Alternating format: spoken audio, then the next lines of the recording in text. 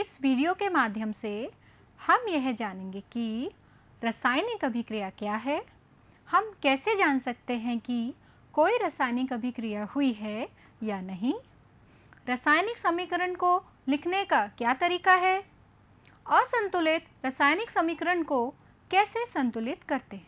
प्यारे बच्चों, प्राय हम सभी अपने आसपास हो रहे विभिन्न प्रकार के परिवर्तन देखते हैं।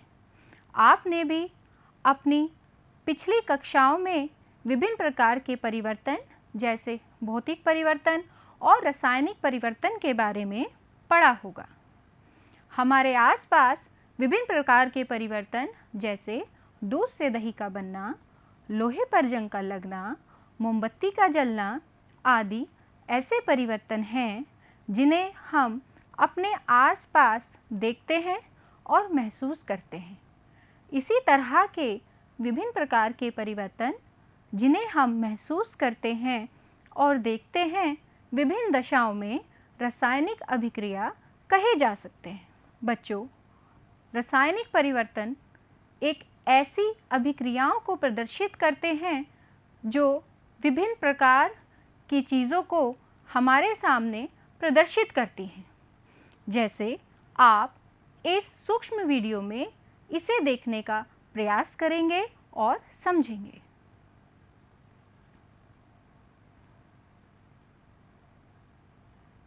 तो बच्चों, हमने इस वीडियो में यह देखा कि इसमें रासायनिक अभिक्रिया जिंक धातु और हाइड्रोक्लोरिक अम्ल के बीच हुई है, जिसमें नया पदार्थ जिंक क्लोराइड और हाइड्रोजन गैस बना है।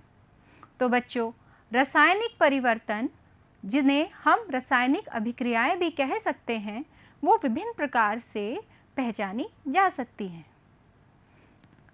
इस वीडियो के दौरान हमने देखा कि रासायनिक अभिक्रियाओं में निम्न प्रकार के परिवर्तन हो सकते हैं, जैसे रंग में परिवर्तन, अवस्था में परिवर्तन, गंध में परिवर्तन, अवक्षेप का बनना, गैसीय उत्सर्जन या फिर तापमान में परिवर्तन। आइए हम विभिन्न प्रकार के परिवर्तनों के आधार पर रासायनिक अभिक्रियाओं के उदाहरणों को समझेंगे। सबसे पहले हम रंग में परिवर्तन के आधार पर रासायनिक अभिक्रियाओं के उदाहरण को समझते हैं। यहाँ आपके पास कुछ उदाहरण लिखे गए हैं, जिसमें पहला उदाहरण है नीले तोते या क्रिस्टलीय कॉपर सल्फेट को गर्म करने पर उसका नीला रंग सफ़ेद रंग में परिवर्तित हो जाता है, जिसमें नया पदार्थ कॉपर सल्फेट बनता है। लोहे को जंग लगना, बेरियम क्लोराइड के पारदर्शी विलयन में यदि हम सोडियम सल्फेट का पारदर्शी जलीय विलयन मिलाएं तो उसमें हमें सफ़ेद रंग के अवक्षेप प्राप्त होते हैं। किसी भी वस्तु के जलने पर उसके रंग में परिवर्तन होना, जैसे कागज़ का जलना, पत्ती का जलना इत्यादि ऐसे उदाहरण हैं जो रासायनिक अभिक्रियाओं के रंग में परिवर्तन को प्रदर्शित करते हैं। अब हम चलते हैं दूसरे परिवर्तन की ओर, जो है अवस्था में परिवर्तन। अवस्था में परिवर्तन के आधार पर रासायनिक अभिक्रियाओं के कुछ उदाहरण आपके सामने हैं, जैसे कपूर का जलना, पेट्रोल का जलना या फिर बेरियम क्लोराइड के पारदर्शी जलीय विलयन में सोडियम सल्फेट के पारदर्शी जलीय विलयन को मिलाने पर सफ़ेद रंग के अवक्षेप बनना, जो कि ठोस अवस्था में होता है। बच्चों, गैसीय उत्सर्जन के आधार पर भी रासायनिक अभिक्रियाओं के अनेकों उदाहरण हैं, जिसमें से कुछ उदाहरण जो हम रोज़मर्रा की ज़िंदगी में अपने आसपास देखते हैं, जिसमें मुख्यतः श्वसन प्रक्रिया में गैस का उत्सर्जन होना, प्रकाश संश्लेषण की क्रिया के दौरान ऑक्सीजन गैस का उत्सर्जन होना, पेट्रोल के दहन से विभिन्न प्रकार की गैसें, सल्फर डाइऑक्साइड, नाइट्रोजन डाइऑक्साइड आदि अनेकों गैसों का उत्सर्जन होना, तनु हाइड्रोक्लोरिक अम्ल पर जिंक या फिर जस्ते की अभिक्रिया के दौरान हाइड्रोजन गैस का उत्सर्जन होना। बच्चों, इसी प्रकार से तापमान में परिवर्तन के आधार पर रासायनिक अभिक्रियाओं के अनेकों उदाहरण हैं। जैसे हम प्राय महसूस करते हैं जब कोई भी पदार्थ हमारे आसपास जलता है, उसका दहन होता है, तब हमारे आसपास का तापमान बढ़ जाता है। बुझे हुए चूने में प्राय पानी डालने पर तापमान बढ़ जाता है। सोडियम हाइड्रोक्साइड के जलीय विलयन में तनु हाइड्रोक्लोरिक अम्ल को मिलाने पर तापमान बढ़ जाता है। बच्चों, तो यहाँ पर हमने यह देखा कि किस तरह से विभिन्न प्रकार के परिवर्तन हम लोगों के आसपास हो रहे हैं, जिन्हें हम रासायनिक अभिक्रियाओं के नाम से जानते हैं। बच्चों, अब हम किसी भी रासायनिक अभिक्रिया को निरूपित करने का तरीका सीखते हैं। प्राय हम यह जानते हैं जब किसी भी रासायनिक अभिक्रिया में जिस पदार्थ में परिवर्तन होता है उसे हम अभिकारक यानी कि रिएक्टेंट कहते हैं, और अभिक्रिया के उपरांत जो पदार्थ बनता है उसे हम उत्पाद कहते हैं। एक सामान्य रासायनिक अभिक्रिया का समीकरण आपके समक्ष बोर्ड पर दिया गया है, जिसमें अभिकारक A अभिकारक B के साथ मिलकर उत्पाद C और D का निर्माण कर रहा है। उदाहरण के लिए जिंक की अभिक्रिया हाइड्रोक्लोरिक अम्ल के साथ करने पर जिंक क्लोराइड उत्पाद के रूप में और हाइड्रोजन गैस उत्पाद के रूप में प्राप्त होती है। तो बच्चों, आशा है कि आपने यह समझा होगा कि रासायनिक समीकरण को हम किस प्रकार लिखेंगे। क्या आप यह जानते हैं कि किसी भी रासायनिक समीकरण में उपस्थित विभिन्न पदार्थों की अवस्थाओं को किस प्रकार निरूपित किया जाता है या किस प्रकार प्रदर्शित किया जाता है? आइए समझते हैं। बच्चों, हमारे पास यदि किसी रासायनिक अभिक्रिया में उत्पाद ठोस अवस्था में है, उस स्थिति में हम उस पदार्थ के साथ, उसके प्रतीक चिन्ह के साथ स्मॉल s लिखते हैं। यदि कोई पदार्थ द्रव अवस्था में उपस्थित है या अभिक्रिया में द्रव अवस्था में बनता है तो उसके प्रतीक के साथ हम स्मॉल l लिखते हैं। यदि किसी रासायनिक अभिक्रिया में गैस भाग लेती है तो उस अवस्था में हम उसके सूत्र के साथ स्मॉल g लिखते हैं।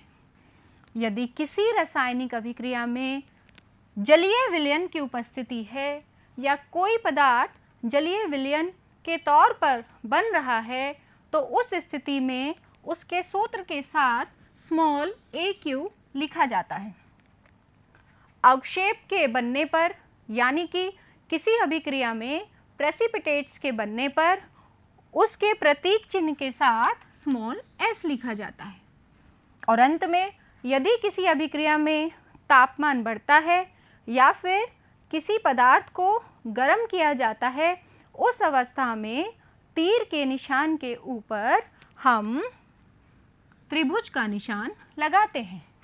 तो बच्चों, क्या आपको समझ आया है कि किसी रासायनिक अभिक्रिया में विभिन्न प्रकार की अवस्थाओं को हम किस प्रकार प्रदर्शित करते हैं? चलिए, आपको समझ आया, बहुत अच्छे। आइए अब हम कुछ रासायनिक अभिक्रियाओं के उदाहरण देखते हैं। यहाँ पर हम देख पा रहे हैं कि अभिकारक जिसमें कार्बन ऑक्सीजन के साथ अभिक्रिया कर उत्पाद के रूप में कार्बन डाइऑक्साइड गैस का निर्माण कर रहा है, और दूसरी अभिक्रिया में सोडियम हाइड्रोक्साइड जो कि जलीय विलयन की अवस्था में है, हाइड्रोक्लोरिक अम्ल के साथ अभिक्रिया करके सोडियम क्लोराइड जलीय विलयन के रूप में बना रहा है और साथ में जल उत्पाद के रूप में हमें प्राप्त हो रहा है।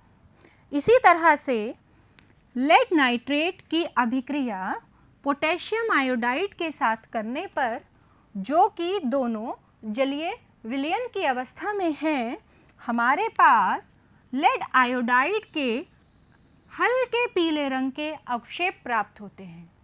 इन अवक्षेप को दर्शाने के लिए हमने यहाँ पर स्मॉल s लिखा है और जलीय विलयन में हमारे पास पोटेशियम नाइट्रेट उपस्थित रहेगा।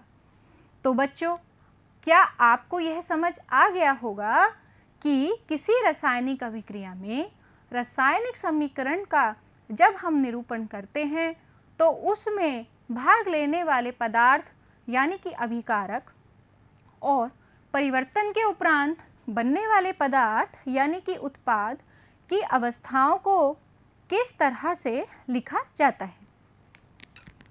आइए बच्चों, अब हम यह जानेंगे कि किसी भी रासायनिक समीकरण को संतुलित करना क्यों आवश्यक है। हम यह जानते हैं कि जब हम कोई भी रासायनिक अभिक्रिया लिखते हैं तो उसमें बाईं ओर हमारे पास अभिकारक लिखे होते हैं और दाईं ओर उत्पाद लिखे होते हैं, और यह भी आवश्यक है कि बाईं ओर लिखे अभिकारक के परमाणुओं की संख्या दाईं ओर लिखे उत्पाद के परमाणुओं की संख्या के बराबर होनी चाहिए।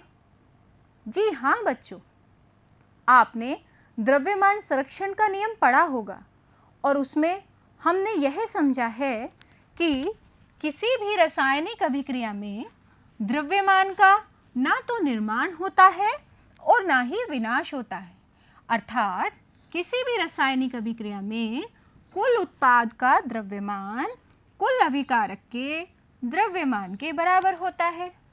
तो समझ आया बच्चों कि हमें रासायनिक अभिक्रियाओं का संतुलन क्यों करना चाहिए या किसी रासायनिक अभिक्रिया का संतुलन करना क्यों आवश्यक है। इसलिए द्रव्यमान संरक्षण का नियम के अनुसार किसी भी रासायनिक अभिक्रिया में रासायनिक समीकरण को लिखते हुए उसमें उपस्थित कुल अभिकारकों की मात्रा उत्पादों की कुल मात्रा के बराबर होनी चाहिए। इसीलिए हम रासायनिक अभिक्रिया का संतुलन करते हैं। आइए इसे हम एक उदाहरण के द्वारा समझते हैं। जैसा कि आप देख पा रहे हैं कि अभिकारक के रूप में कार्बन और ऑक्सीजन तथा उत्पाद के रूप में कार्बन डाइऑक्साइड गैस हमें प्राप्त हो रही है। इसमें बाईं ओर अभिकारकों का कुल द्रव्यमान, जिसमें कार्बन का द्रव्यमान 12 ग्राम और ऑक्सीजन का द्रव्यमान 32 ग्राम, कुल मिलाकर 44 ग्राम है, और दाईं ओर लिखे गए उत्पाद यानी कि कार्बन डाइऑक्साइड का कुल द्रव्यमान 44 ग्राम है। इसका मतलब अभिकारक का कुल द्रव्यमान उत्पाद के कुल द्रव्यमान के बराबर है। तो यह रासायनिक समीकरण संतुलित मानी जाएगी। इसी तरह से अन्य उदाहरण जिसमें कैल्शियम कार्बोनेट को गर्म करने पर कैल्शियम ऑक्साइड और कार्बन डाइऑक्साइड गैस प्राप्त हो रही है। इसमें बाईं ओर अभिकारक की कुल मात्रा 100 ग्राम है और दाईं ओर उत्पाद की कुल मात्रा 56 ग्राम और 44 ग्राम, कुल मिलाकर 100 ग्राम है। इसलिए यहाँ पर अभिकारक की कुल मात्रा 100 ग्राम, उत्पाद की कुल मात्रा 100 ग्राम के बराबर है। इसलिए यह भी रासायनिक समीकरण संतुलित मानी जाएगी। तो प्यारे बच्चों, आपको रासायनिक समीकरण का संतुलन करना क्यों आवश्यक है यह भी समझ आ गया होगा। आइए अब हम कुछ रासायनिक समीकरण का संतुलीकरण करते हैं। यह संतुलीकरण हम सामान्य विधि द्वारा करेंगे। जैसा कि आप जानते हैं, हमारे पास विभिन्न तरह की रासायनिक अभिक्रियाएं होती हैं और सभी रासायनिक अभिक्रियाओं का हम निरूपण करते हैं। आज हमारे सामने कुछ उदाहरण हैं जिसमें से हम कुछ क्लिष्ट और कुछ आसान से उदाहरण के जरिए रासायनिक समीकरण को संतुलित करेंगे। सबसे पहले आप देख पा रहे हैं कि हाइड्रोजन गैस क्लोरीन गैस के साथ अभिक्रिया करके हाइड्रोजन क्लोराइड बना रही है और इसमें हाइड्रोजन के परमाणु की संख्या कुल 2 है और क्लोरीन के परमाणु की संख्या भी 2 है। अभिकारक में हाइड्रोजन के कुल 2 परमाणु हैं और क्लोरीन के भी कुल 2 परमाणु हैं और उत्पाद के रूप में हाइड्रोजन क्लोराइड हमें प्राप्त हो रहा है जिसमें हाइड्रोजन का भी एक परमाणु है और क्लोरीन का भी एक परमाणु है। तो संतुलन से पहले हमारे पास अभिकारक 2 हुए और उत्पाद की संख्या 1 हुई। अब हम इस रासायनिक समीकरण का संतुलन करेंगे।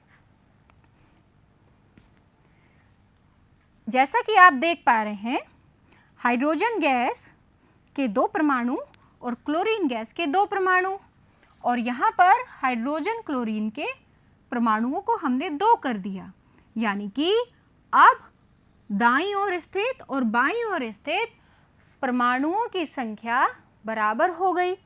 अभिकारक में उपस्थित 2 हाइड्रोजन उत्पाद में उपस्थित 2 हाइड्रोजन के बराबर हो गए और अभिकारक में उपस्थित 2 क्लोरीन उत्पाद में उपस्थित 2 क्लोरीन के बराबर हो गए। ये देखिए, यानी कि हमारा रासायनिक समीकरण यहाँ पर संतुलित हो गया। तो बच्चों, आपको समझ आया है कि हमने किस सामान्य विधि से रासायनिक समीकरण को संतुलित किया है। आइए एक अन्य उदाहरण से और समझेंगे। यहाँ पर बेरियम क्लोराइड की अभिक्रिया एल्यूमिनियम सल्फेट से करने के बाद बेरियम सल्फेट और एल्यूमिनियम क्लोराइड उत्पाद के रूप में प्राप्त हो रहा है, जिसमें संतुलन से पूर्व बेरियम के परमाणु की संख्या 1, क्लोरीन के परमाणु की संख्या 2, एल्यूमिनियम के परमाणु की संख्या 2, सल्फर के परमाणु की संख्या 3 और ऑक्सीजन के परमाणु की संख्या 12 है। एक बार फिर से समझेंगे। बेरियम के परमाणु की संख्या 1, क्लोरीन के परमाणु की संख्या 2, एल्यूमिनियम के परमाणु की संख्या 2, सल्फर के परमाणु की संख्या 3 और ऑक्सीजन के परमाणु की संख्या 12 है। और उत्पाद में हमें बेरियम सल्फेट और एल्यूमिनियम क्लोराइड प्राप्त हो रहा है, जिसमें बेरियम के परमाणु की संख्या 1, सल्फर के परमाणु की संख्या 1, ऑक्सीजन के परमाणु की संख्या 4, एल्यूमिनियम के परमाणु की संख्या 1 और क्लोरीन के परमाणु की संख्या 3 है। अब हमें यह देखना है कि हम इस असंतुलित रासायनिक समीकरण को द्रव्यमान के संरक्षण के नियम के अनुसार किस तरह से संतुलित करेंगे। चलिए चलते हैं चरण 1 की ओर, जिसमें हम सबसे पहले बाईं ओर स्थित क्लोरीन के परमाणुओं को संतुलित करने का प्रयास करते हैं। बाईं ओर क्योंकि क्लोरीन के 2 परमाणु हैं और दाईं ओर क्लोरीन के 3 परमाणु हैं, तो क्लोरीन के 2 परमाणुओं को 3 के परमाणुओं से बराबर करने के लिए हम क्लोरीन अभिकारक में उपस्थित क्लोरीन के 2 परमाणुओं को 3 से गुणा करेंगे। ठीक है बच्चों, अभिकारक में उपस्थित क्लोरीन के परमाणुओं की संख्या को हमने 3 से गुणा कर दिया और एल्यूमिनियम के 2 अणुओं की संख्या को बराबर करने के लिए हमने दाईं ओर स्थित एल्यूमिनियम को भी 2 कर दिया। ठीक है बच्चों, तो यहाँ पर हमने यह देखा कि जैसे ही हमने क्लोरीन के अणुओं को संतुलित किया, वैसे ही एल्यूमिनियम के अणु स्वतः संतुलित हो गए। यह आप समझे? जैसे ही हमने क्लोरीन के परमाणुओं को संतुलित किया, वैसे ही दाईं ओर क्लोरीन के परमाणु संतुलित होने के साथ साथ एल्यूमिनियम के परमाणु अपने आप संतुलित हो गए। इसी तरह से हम अब चरण 2 में चलेंगे। इस अभिक्रिया में हम यह देखेंगे कि हमें अब दाईं ओर स्थित बेरियम के परमाणुओं को बाईं ओर स्थित बेरियम के परमाणुओं के बराबर करना है। इसलिए हम दाईं ओर स्थित बेरियम की संख्या को 3 करेंगे। जैसे ही हम दाईं ओर स्थित बेरियम की संख्या को 3 करते हैं, वैसे ही सल्फर की संख्या 3 हो जाती है और ऑक्सीजन की संख्या भी 12 हो जाती है। बेरियम की संख्या भी 3 हो जाती है, सल्फर की संख्या भी 3 हो जाती है और ऑक्सीजन की संख्या भी 12 हो जाती है। तो आइए ये देखिए, संतुलन से पहले हमारी रासायनिक समीकरण और संतुलन के बाद रासायनिक समीकरण, जिसमें अभिकारक और उत्पाद के परमाणुओं की संख्या बराबर है। तो समझ आया बच्चों कि किसी भी रासायनिक अभिक्रिया को हम सामान्य विधि द्वारा किस तरह से संतुलित करेंगे। बच्चों, यह सामान्य विधि कहलाती है हिट एंड ट्रायल विधि। तो यह जो हिट एंड ट्रायल विधि है, इससे हम सामान्य रासायनिक अभिक्रियाओं को निरूपित करते हुए उनके द्वारा बनाई गई रासायनिक समीकरण को आसानी से संतुलित कर सकते हैं।